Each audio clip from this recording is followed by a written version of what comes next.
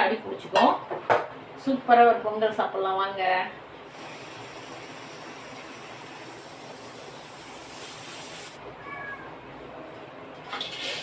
Pongal ready ஆயிடுச்சு.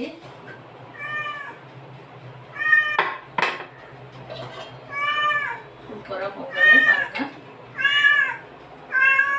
செம்ம நெய் உருளைக்காய் சாம்பார் ரெடி.